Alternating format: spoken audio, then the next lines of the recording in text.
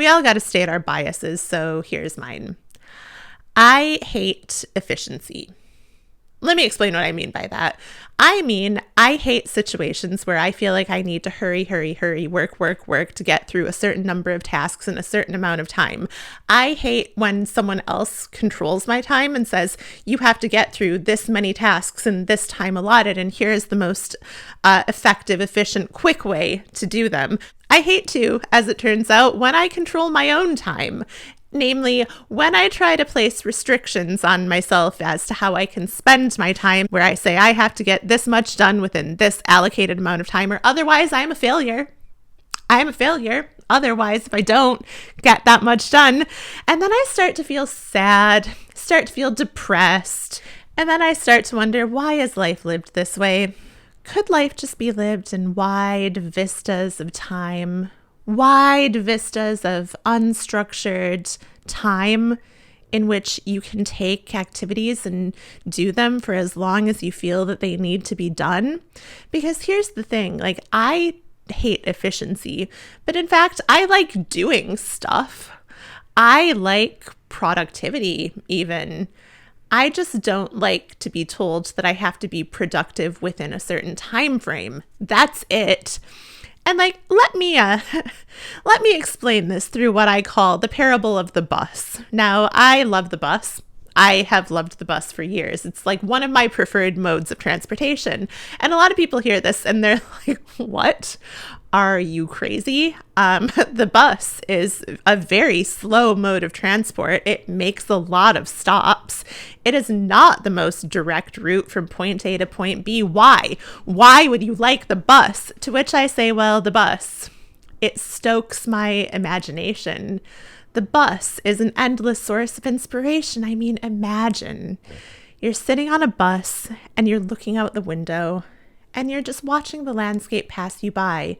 You see different people, perhaps, living a whole range of different lives. You see different types of buildings. The architecture changes as you move from neighborhood to neighborhood. You start to get into your imagination. You start to think of maybe scenarios. You start to think of different ways of living. It's beautiful.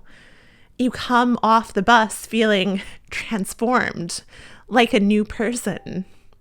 Now, my love affair with the bus comes back to my earliest days in London when I was living for the first time in the city with a widespread bus network. And so that was one of my main sources of entertainment that first year I lived in London. Like, I loved to just get on a bus and see where it took me. I started finding favorite bus routes. I really loved to take the hour-long bus journey from where I was living at the time up to Hampstead Heath. It was beautiful. Every time I just felt cleansed, meditative, calm, relaxed. And though, as time has gone on, I have noticed that I take fewer and fewer of these bus journeys. And this isn't because I don't like them anymore. I like them as much as I ever have. And in fact, I feel like I need the inspiration and meditative calmness that only a bus journey can truly provide more than I need anything else. And yet I don't really take them that often. And why? Why? Why have I deprived myself of this source of comfort in my life? I know it's weird that I'm saying the bus is a source of comfort, but it is. It is. Just go with me here. Is there a way that I could get back to this core mode of enjoyment, this core mode of finding joy? Now, I can't remember when I first started receiving slow living content on my social media feeds, but I can remember when I started to have an emotional reaction to it. And I can tell you it was when I was living in New York City, fully overwhelmed by my life. These slow living videos are uniformly lovely. They are beautifully filmed and edited.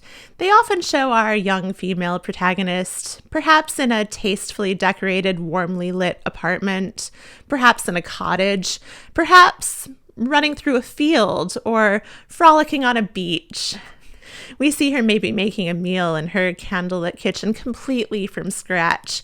We maybe see her pouring cups of coffee in a real close-up shot into these pottery mugs. They look clearly handmade, probably handmade by her. Then she takes them over to a window and she sits, and you see the steam rising off the cup, and she takes a sip and she gazes wistfully out the window, kind of like she's on a bus. And as I watched these videos, I first thought, I want that. Then I thought, I wish I could have that. And then I thought, that looks expensive. I don't think I could afford that. Then, slamming my computer shut, I thought, well, who gets to choose slow living anyway? Anyway, what is slow living? I mean, you would think slow living is simply taking your time, allocating the time to tasks that they demand for completion. And I guess that could be true. And that's probably what slow living should be. And in that case, I would say, well, shouldn't slow living just be another word for, I don't know, living? But it's really not that way. And what I'm talking about, and the main exposure I think many people would probably have to the idea of slow living, comes through slow living content creation, slow living influencers presenting a slow living lifestyle on social media. Now let's go back to our slow living protagonist. She has it all. She has the perfect environment, the perfect surroundings, and seemingly the endless time to cultivate them. She lives an enviable life, and she wants you to know, though, that you too can live such an enviable life if you just take a little time in your day to be more mindful. If you just clear your space a little bit, make a nice coffee, look out the window, clear your space, and clear your mind.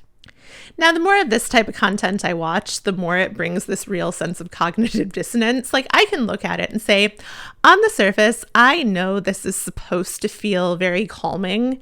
It's supposed to look very beautiful, and it's supposed to make me feel good inside. But the more of it I watch, the more it makes me feel usually just kind of sad, kind of like disillusioned with the nature of my own life. I'm watching this content and I'm like, well, why can't I have this? Why can't I have a life that looks as beautiful as these girls' life? I mean, have I not played by the rules? Have I not done everything that I'm supposed to do in life? Like get an education, get a job, try to make money. And yet I feel like I'm just always rushing, pushing myself as hard as I possibly can so that I can, I don't know. I mean, definitely not live this slow living ideal. I'll never achieve this standard of beauty that I see online. And ultimately, I just start to think like, am I getting something wrong? Did I make a mistake somewhere in my life? And now I think this is like ultimately just part of our culture. YouTuber Dummy Lee has made an excellent video about hurry sickness infiltrating our culture. It's this idea that there are always too many tasks rushing in to fill our time than we actually have time. We always have this sense of there being something more and more and more to do, something more over the horizon, something that we can't possibly get to. And like, we never have a feeling of having done everything that we need to do. And like, this then leads people to feel really sad, really depressed, really demotivated, burnt out. And so much of this comes down to technology. It comes down to instantaneous communication, fast travel, where you can be around the world in just a matter of a few hours. And then it comes down ultimately to the fact that employers' expectations of what we can do shift to accommodate this new technological landscape, except they don't give us less work because now the technology can perform more of the tasks that people would have once had to perform. No, it's more like we as people just need to operate more at the pace of the machines. We need to operate quicker and quicker and quicker and produce more and more and more simply because we can, because we're told that growth, haven't you heard, is an imperative. And within this world, slow living ultimately presents a compelling antidote. Here is your way to claw back time for yourself. And yet, as I watch the slow living influencers, the slow living content creators, I can't help but wonder, well, how then are you achieving this ideal of slow living that you are presenting to me?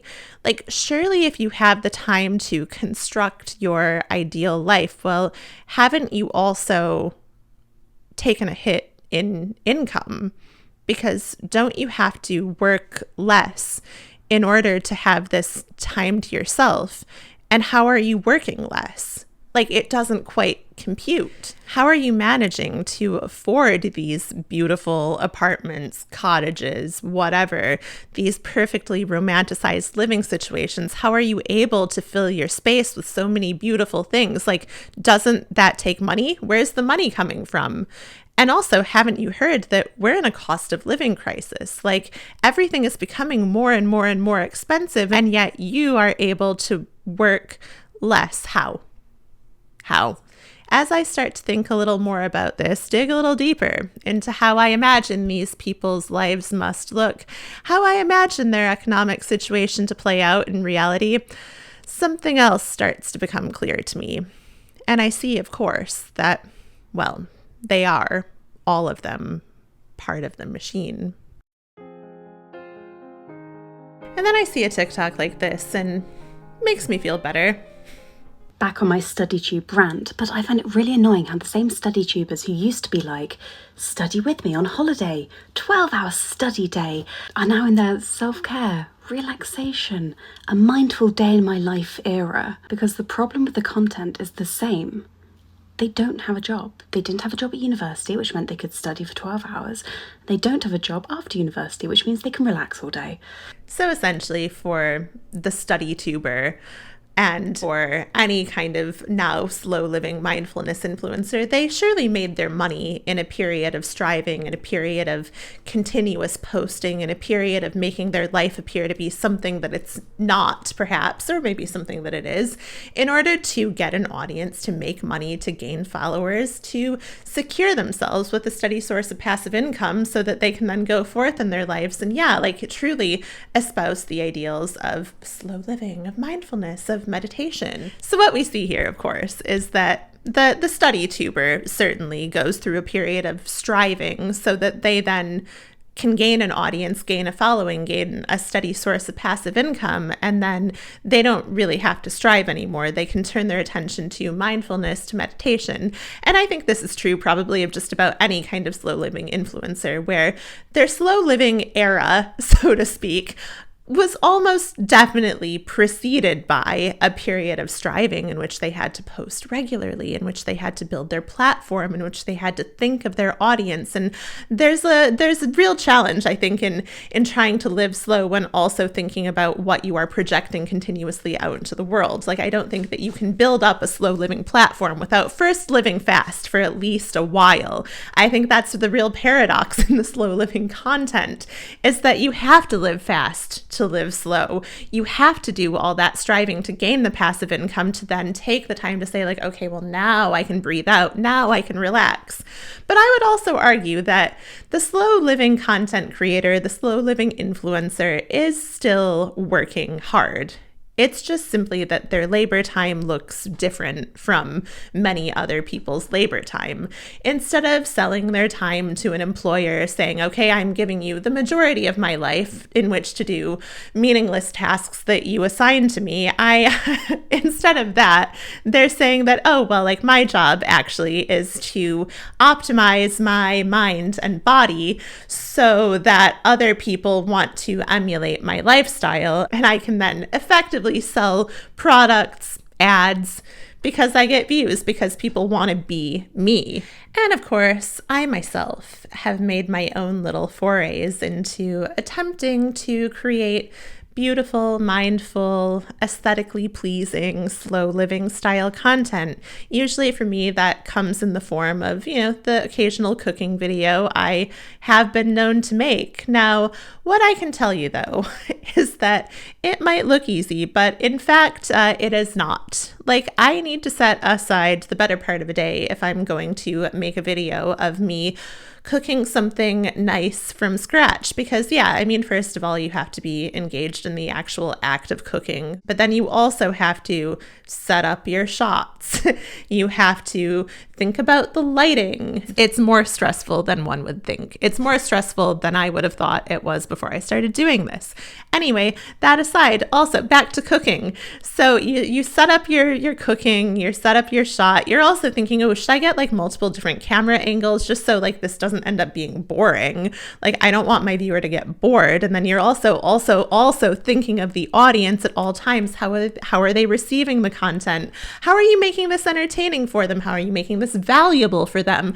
There's just a lot of thought that goes into what appears to be something very calm and relaxing. And so this leads me to wonder, is slow living influencing really just a smoke screen where the slow living influencer is just as stressed out as the rest of us, is working just as hard as anyone else to like make stuff that looks amazing and beautiful, and to make sure that they keep getting paid for it so they can keep up this appearance of the slow living lifestyle when in fact they're not living slow at all?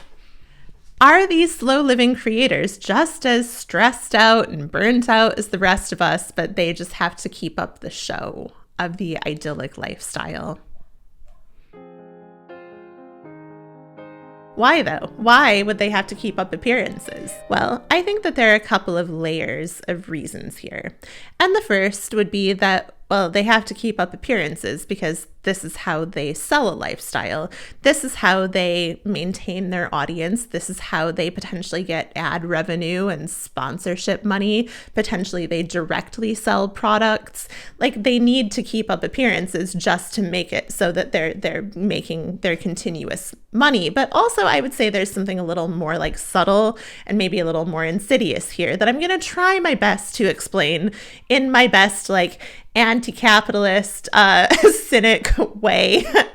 So what this would be is that, you know, like the term the opiate of the masses, how religion in the past was like seen as the opiate of the masses. Well, I would almost say that slow living content could potentially be an opiate of the masses for the modern age, because like what slow living content does to its consumer is that it provides a source of belief, even a source of hope that, well, I might feel that I am teetering on the edge of burnout at every moment. I feel that my life has become too much, untenable.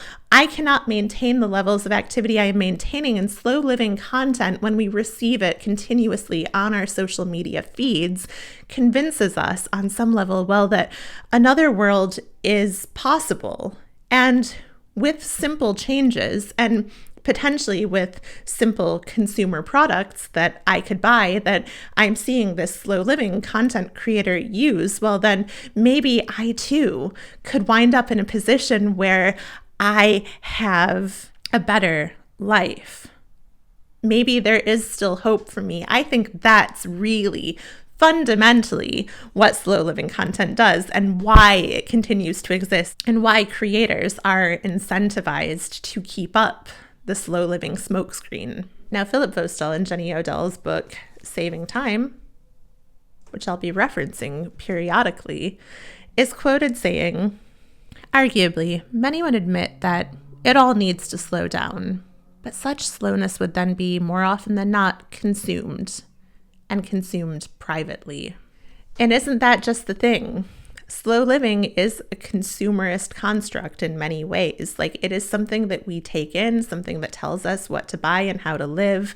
It gives people a job. The slow living content creators are not just doing it for the fun of it, they're doing it for the profit. So this is all well and good and fine, I suppose. I mean, yeah, like, we can consume whatever content we want. It's fine. Like, it can also function as entertainment. It can function as inspiration. I think the only problem with it is that it kind of sells itself as a social movement when I think that it's anything but. It's just another product. And I think slow living in a non-social media form, slow living that is just simply, I take my time, or maybe, hey, I quit my big corporate job to like go and work somewhere low pressure, part-time, maybe in a much lower cost of living area. And I don't talk about it on social media. I'm not trying to sell my lifestyle to anyone. That I think could be potentially a good antidote to capitalist production. And maybe if people do that and they talk to people in their real lives about it, maybe if they form community around it, it could be something different and better. But I think oftentimes though, it's like, well, people quit their big corporate jobs and they're like, well, ooh, now I'm like running out of money. I got to start doing content creation. The calls are coming from inside the house. Like, I'm aware of this. But they're like, I got to do content creation now because like I got to sustain a lifestyle and I got to hustle even harder now doing content creation. And I also got to though make it though look like I'm still living this idyllic slow life. I mean, it's just so fake. It's so fake.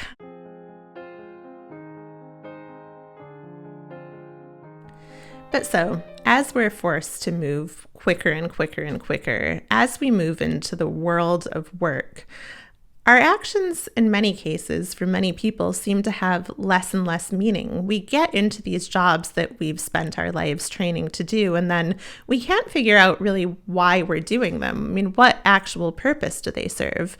Are they serving any purpose at all in society? Do they make the world a better place? Now, David Graeber has written about this famously in the book Bullshit Jobs, about indeed the phenomenon of bullshit jobs. Jobs that serve no real purpose, but that nonetheless take up outsized portions of our time, and that even if there is not a lot of work to actually be done, do tend to keep us very, very busy. It's a kind of work that requires us more than anything to pretend at the act of doing work, to show up and appear that we have a lot to do, even if we know that we're doing nothing. Graeber writes, "Working serves a purpose, or is meant to do so. Being forced to pretend to work just for the sake of working is an indignity, since the demand is perceived, rightly, as the pure exercise of power for its own sake. If make-believe play is the purest expression of human freedom, make-believe work, imposed by others, is the purest expression of lack of freedom." Now, this creates in the world, as Graeber puts it, a form of spiritual violence, where people feel desperate, and they feel desperate to opt out. And in this context, the call to slow down, to relax, to take all these tasks less seriously, to set them aside, to work time into your day for yourself, all of these hallmarks of the slow living lifestyle, these become incredibly appealing. But if others are like me, and I mean, given the rise and proliferation of slow living content on the internet, I would imagine there are a lot of others like me. What ends up happening is you know that you should try to work more mindful time into your day, but you're at a loss as to how to do it. How do I take the time out from the work that is demanding so much of me? Didn't we hear that I had my freedom stripped away? I've had my autonomy stripped already. How am I supposed to even know how I'm supposed to claw back time for myself? But conveniently, the slow living influencers have provided lists of activities that we can do to live slower. Some popular ones would be take time to meditate, journaling's a good one, take a walk, get into nature. Nothing wrong with any of these activities as well. Yeah, sure, you can cook, you can make a hot drink. And sure, all of these activities seem all well and good. And yet, as I tried to practice them, as I tried to heed the slow living calls, they started to feel more like entries on an already too long to-do list. They started to feel like almost just another way in which I felt that I had to self-perfect. And I had to ask, who am I self-perfecting for?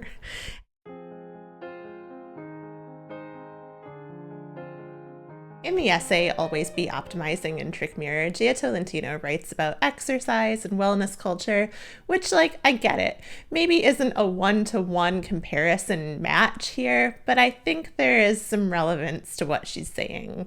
She writes, "What it's really good at is getting you in shape for a hyper-accelerated capitalist life. It prepares you less for a half marathon than for a 12-hour workday, or a week alone with a kid and no childcare, or an evening commute on an underfunded train. Bar feels like exercise the way Sweet Green feels like eating. Both might be better categorized as mechanisms to help you adapt to arbitrary, prolonged agony." And this, in a way, was exactly how I felt as I tried to incorporate some of the ideals and principles and activities of slow living into my day-to-day reality. None of the external expectations for my performance, for my productivity had changed in the slightest. I was still expected to go, go, go, rush, rush, rush all the time, except now I was supposed to know how to handle this more mindfully. But I tried. I really did. I spent years cultivating, developing my absolute perfect ideal slow living morning routine. I wake up, I get out of bed, I put some chia seeds in a bowl to soak while I go and journal, and then I do yoga for about 20 minutes, and then I come back and I continue mixing my chia seed mixture with some flax seeds and some protein powder. You gotta have a high protein breakfast, remember. Top it with a little peanut butter, some berries. It's a good breakfast, sure. And then I make some coffee, and then I go and have my breakfast and coffee, and I read for about an hour, if I can, a book entirely for pleasure. And then it becomes the situation where the slow living, wellness-oriented activities also become oriented to a feeling of obligation. I am doing this not because I'm only wanting to slow down, but because I'm needing to perfect myself, to prepare myself for the day ahead. My slow morning isn't really aimed at me. It's not intended really to serve me. It's intended to make me in a better mood, stronger, healthier, a better worker, so that I can go and give all of the rest of my time to my job. And yet, at the same time, it doesn't give me time to let my mind wander, to just sit and let my thoughts go where they want. It doesn't do what those bus journeys of the past used to do. It doesn't stoke the imagination. It doesn't make me feel more like myself. In fact, it makes me feel less like myself. It makes me feel constrained. And what does that mean? And ultimately, before the day even starts, I'm just tired, and I just want to go back to bed.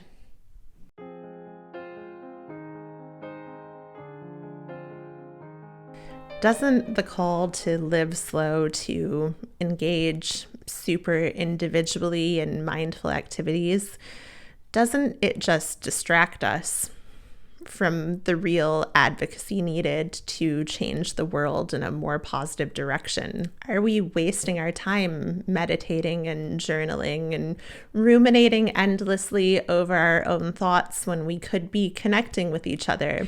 And in a video from Alice Capel on the concept of slow living, she also sees the potential for slow living to be a way to see the potential for human growth, not economic growth. And I agree. I think that improving workers' rights and changing the structures of work is absolutely at the bottom of all of this. And yet I also don't think that slow living is really going to get us there. I mean, I would say that instead of calling to live slow, that we would need to engage in a more kind of direct advocacy, that we would not just say, okay, well, I'm individually going to do these tasks of slow living. I don't even think it's enough to say, hey, I'm going to go and garden in a community garden. I think it's more about saying that, okay, we have our sets of demands. We want, say, a shorter work week or tighter controls on how much employers can regulate our own time, or we need universal basic income so that everyone can work a lot less. Like, we need controls on the corporate capitalist structure that rules our lives. And right now, I do not see any slow living content creation getting even close to that. I wouldn't say that slow living content creation, that consuming what slow living influencers produce helps us tap into anything much. In the Alice Capel video, she argues that, well, it can help people tap into their creativity, but I don't think people need help to tap into their creativity. I don't think people need help from slow living content creators to see what they could do. I think they need time. In my experience of consuming slow living content, it simply takes time away from the time to explore. It takes the time to consume the content, first of all, after which you're not left feeling particularly creative. You're left feeling kind of empty and sad and dissatisfied with the way your life looks. And then you also have this list of activities that you feel like you have to do in order to live slow. I got to this place where work felt like a constant chase, and no number of slow living activities would actually help me get there. what I needed was more time in the day. Slow living cannot be the preserve of the individual. It cannot come from only a place of individual choice. It has to be part of the ways our societies are structured. We have to live in a way that everyone can live slow, that everyone can have the chance to fulfill whatever creative potential they might have, where everyone can take as much time in their day to do what they want, and that they can take the time to do tasks that take as long as they take, and that they can have time to rest and slow down. And right now we don't have that. Right now we are very much controlled by someone else's clock, and it needs to stop. And the thing I'm going to close on, and the idea that feels the truest to me about slow living, is that when you are living slow, truly living slow, you don't know that you are. You don't recognize that. You don't think, okay, here is my time that I've set aside for slow living, for my slow living activities. No, you just are living. Slow living just becomes living when you have enough time in the day. And I think back to previous times when I've come the closest in my life to the ideal of a slow life. And in those times, I was a student.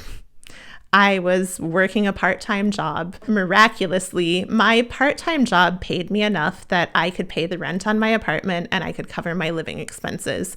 Now, my education was paid for with student loans, which was not good, and now is very much not good. But at the time, I didn't have to pay those student loans back yet, and I just could go on the hope and the prayer that one day I would just be able to easily do that. Alas, but at the time, it was not a worry. And in that time, my days really did truly stretch out in front of me. And in those days, I could just get on that bus, take it up to Hampstead Heath, pass from area to area of London, look outside at life moving by outside the window, gather inspiration, see people, imagine what kind of lives they live. And every single person feels so suffused with a sense of romance, not romantic romance, just love for humanity. That's how it felt to ride the bus up to Hampstead Heath from where I lived near London Bridge in those days. Those hour-long bus rides were the most inspiring things I ever did, and they left me feeling calm and happy and contented. And I think about how lately those concepts of calm and happy and contentment largely are absent from my life. It's so hard to find them because I am constantly in a hurry. I'm rushing.